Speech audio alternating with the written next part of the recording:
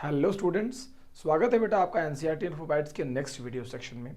आज हम class 11th photosynthesis in higher plants का एक टॉपिक आपके सामने डिस्कस करने जा रहे हैं जिसका नाम है नॉन साइक्लिक ईटीएस। बहुत इंपॉर्टेंट टॉपिक है, इसे जेड स्कीम भी कहा जाता है। अगर हम ध्यान से बात करें तो जेड स्कीम का मतलब जो दो तीन चीज़ों से हम निकालते हैं। सबसे पहले तो आप ये समझ लीजिए कि एक तरीके का ये इलेक्ट्रॉन ट्रांसपोर्ट सिस्टम है। ये एक तरह का इलेक्ट्रॉन ट्रांसपोर्ट सिस्टम है जिसमें हम बोलते हैं कि electron never reaches to its origin. Electron अपने ओरिजिन पर, जहां से एक्चुअल में चला, वहां वापस लौटकर नहीं आता। बोथ फोटो सिस्टम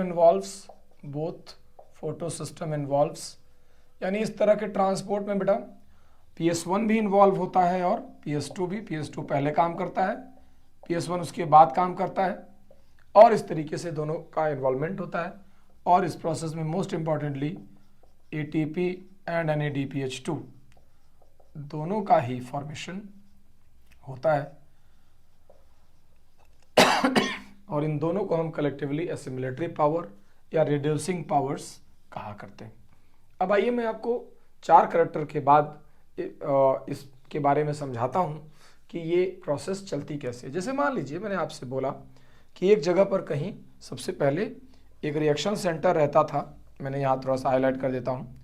सपोज करिए एक रिएक्शन सेंटर है बेटा और वो रिएक्शन सेंटर है क्लोरोफिल ए का 680, यानी कहने का मतलब है कि ये PS2 है। PS2 के पास उसके अपने एंटेना कॉम्प्लेक्सेस होते हैं और जब इन एंटेना कॉम्प्लेक्सेस के पिगमेंट्स पर सनलाइट पड़ती है कहीं से भी, तो ये सनलाइट ये यहाँ से एक्साइट होते हैं और ये एनर्जी ट्रांसफ़र करते हैं by the process of inductive resonance. और ये रिएक्शन सेंटर जो कि क्लोरोफिल ए 680 है, ये एक्साइट हो जाता है और जब ये एक्साइट होता है बेटा तो ये एक्साइट हो करके अपनी एनर्जी को ऊपर की तरफ ले जाता है और यहाँ पर क्लोरोफिल ए 680 एक्साइटेड स्टेट में मेंशन होता है। ये सबसे पहले अपना इलेक्ट्रॉन उठा करके एक सबस्ट्रेट को देता है, एक एक्सेप्टर को देता है जिसका नाम फियोफाइटिन है। फियोफाइटिन प्राइमरी इलेक्ट्रॉन एक्सेप्टर की तरह काम करता है। फियोफाइटिन अपने 4 इलेक्ट्रॉन, यहाँ से 4 इलेक्ट्रॉन जंप करते हैं या पूरा मॉलिक्यूल जंप करता है तो यहाँ से ये 4 इलेक्ट्रॉन डोनेट करता है। ऐसे ही 4 इलेक्ट्रॉन डोनेट होते हैं फियोफाइटिन से 2 मॉलिक्यूल प्लास्टोक्विनोन के हैं। PQ stands for plastoquinone. फिर आगे चल करके 2 प्लास्टोक्विनोन जब 4 इलेक्ट्रॉन यहाँ से लेता है तो 4 प्रोटॉन भी ले लेता है। कहाँ से बेटा? स्ट्रोमा से। तो 4 प्रोटॉन ये स्ट्रोमा से ले लेता है तो दोनों को मिला करके ये 2PQH2 बन जाता है। और यहाँ से इन 4 प्रोटॉन्स को जो वहाँ से पिक किया था, इन 4 प्रोटॉन्स को उठा करके 2 ल्यूमेन डाल देता है थैलेकॉइड के ल्यूमेन में और जो इलेक्ट्रॉन है उनको चारों को उठा करके साइटोक्रोम B6F को दे देता है। जब ये साइटोक्रोम B6F को दे देता है और इलेक्ट्रॉन इसे दे देता है, प्रोटॉन वापस अंदर ल्यूमेन में पंप कर देता है तो ये फिर लौटकर वापस 2PQ बन जाता है। फिर ये साइटोक्रोम B6F अपने 4 इलेक्ट्रॉन आगे पास करता है और यहाँ ये प्लास्टोसाइनिन को देता है। PC stands for plastocyanin. फिर ये फर्दर 4 इलेक्ट्रॉन अगेन डोनेट कर देता है और यहाँ पर हमारा क्लोरोफिल A 700 है जिसे PS1 कहते हैं और PS1 के पास ये इलेक्ट्रॉन लौट करके चले जाते हैं। At the very same time बेटा PS1 के ऊपर भी सनलाइट पड़ रही है इसके एंटेना कॉम्प्लेक्सेस के थ्रू। जैसे मान लीजिए यहाँ पर सन है और इस तरीके से PS1 के LHC यानी लाइट हार्वेस्टिंग कॉम्प्लेक्स पर भी लाइट पड़ रही है तो साइमल्टेनियसली ये भी एक्साइट हो जाता है। और इस तरीके से थोड़े समय बाद हमें पता चलता है कि ये क्लोरोफिल A 700 ये भी एक्साइटेड स्टेट में आ गया है और अब हम यहाँ पर हैं। कुछ समय बाद ये पता चलता है कि क्लोरोफिल A जो है ये आगे बढ़ करके अपने 4 इलेक्ट्रॉन पास करता है आयरन सल्फर प्रोटीन को जो इसका प्राइमरी एक्सेप्टर है। फिर यहाँ से आगे बढ़ता है मामला तो ये फेरिडॉक्सिन को, FD स्टैंड्स फॉर फेरिडॉक्सिन, और फिर ये आगे बढ़ करके FNR नाम का एक एंजाइम है, फेरिडॉक्सिन रिडक्टेज, इसे NADP रिडक्टेज भी कहते हैं या फेरिडॉक्सिन रिडक्टेज भी कहते हैं। इसको जाकर के 4 इलेक्ट्रॉन मिल जाते हैं और ये मॉलिक्यूल ये सोचता है कि मेरे पास ऑलरेडी 2 NADP प्लस पड़े हुए हैं।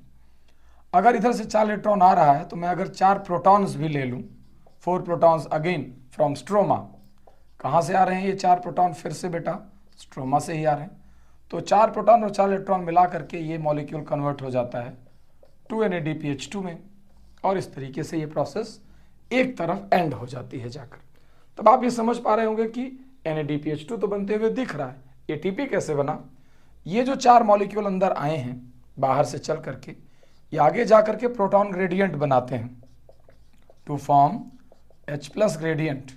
जब ये H+ ग्रेडियंट बना लेते हैं तो हम उस प्रोटॉन ग्रेडियंट का यूज़ करते हैं केमियोस्मोसिस करके ATP फॉर्मेशन में, और ये प्रोसेस चलती रहती है। आप समझ गए होंगे कि फोटोसिस्टम 2 ये रहा, इसका इलेक्ट्रॉन अभी है फोटोसिस्टम 1 के पास, वो ये रहा, लेकिन फोटोसिस्टम 1 का इलेक्ट्रॉन है NADPH2 के पास। तो अभी जिसके पास इलेक्ट्रॉन नहीं है वो है PS2। अब PS2 अपनी इस ड्रॉबैक को, इस कमी को पूरा करने के लिए क्या करता है कि इसका एक यहाँ पर साथी है जिसका नाम है Z एंजाइम। Z एंजाइम नाम है, या इसे कुछ जगहों पर OEC लिखा है, ऑक्सीजन इवॉल्विंग कॉम्प्लेक्स। ये OEC 2 वाटर के मॉलिक्यूल्स को तोड़ता है और इससे 4 प्रोटॉन इकट्ठे होते हैं जो यहाँ पर जाकर ग्रेडियंट बनाने में लग जाते हैं। 4 इलेक्ट्रॉन निकलते हैं जो रिएक्शन सेंटर को दे देता है, और एक O2 निकलता है जो एयर में चला जाता है। यानी कि एक वाटर मॉलिक्यूल के टूटने पर, 2 वाटर मॉलिक्यूल के टूटने पर 4 electron, 4 protons and 1 O2 molecule will be emerged. और इनका डिस्ट्रीब्यूशन भी मैंने आपको समझा दिया। ये प्रोटॉन ग्रेडियंट बनाने चला जाता है, ये इलेक्ट्रॉन वापस इसको चला जाता है। सो अगर आपको इसमें इलेक्ट्रॉन की एड्रेसिंग देखनी हो तो आप ज़रा देखिए कि जो वाटर के इलेक्ट्रॉन थे, मैं आपको एक टैगिंग में समझाता हूँ, जो वाटर के इलेक्ट्रॉन थे वो है PS2 के पास, ठीक है बेटा। और जो PS2 के इलेक्ट्रॉन है वो किसके पास है? PS1 के पास। जो PS1 के इलेक्ट्रॉन है वो हैं NADPH2 के पास। सो इन दैट वे आप ये कह सकते हैं, मेरी पहली लाइन, कि इलेक्ट्रॉन अपने ओरिजिन पर कभी नहीं पहुंच पाता, और दोनों फोटोसिस्टम इन्वॉल्व है, PS2 और PS1, और उसके बाद ATP और NADPH2 दोनों का बनना आप देख सकते हैं। तो इस तरीके से हम और आप समझ सकते हैं कि कैसे नॉन साइक्लिक यानी Z स्कीम वर्क करती है।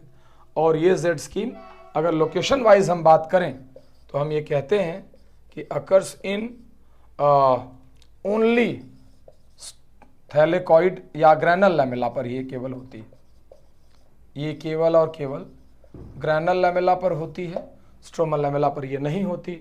अगर मेरे स्टूडेंट्स को ग्रैनल लैमेला याद है तो मैं रिकॉल करा दूं एक बार फिर से कि ये वाला पार्ट किसी भी उसमें रहता है, तो इसको कहते हैं ग्रैनल, इसको कहते हैं स्ट्रोमल। तो ये ग्रैनल लैमेला के अंदर होने वाला काम है, बिकॉज इसमें 2 भी इन्वॉल्व है, और 2 केवल यहीं पाया जाता है। यहाँ 2 पाया जाता है और 1 भी पाया जाता है, और यहाँ पर तो केवल 1 ही पाया जाता है। तो इसलिए ये उसके लैमेला में होने वाला पार्ट है। इस स्ट्रीम लाइनिंग को याद रखिएगा। आज एक बच्चे का सवाल ये भी था, मैं बैठा था डिस्कशन में, कि कोई भी एक्सेप्टर, जैसे मान लीजिए PQH2 है, तो ये साइटोक्रोम B6F को इलेक्ट्रॉन क्यों देता है?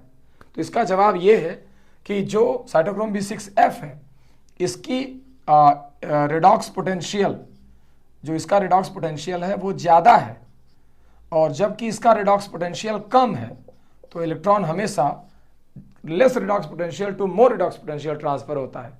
तो इस वजह से ये ETS चलता रहता है। टेक केयर बेटा, इसका ख्याल रखिएगा।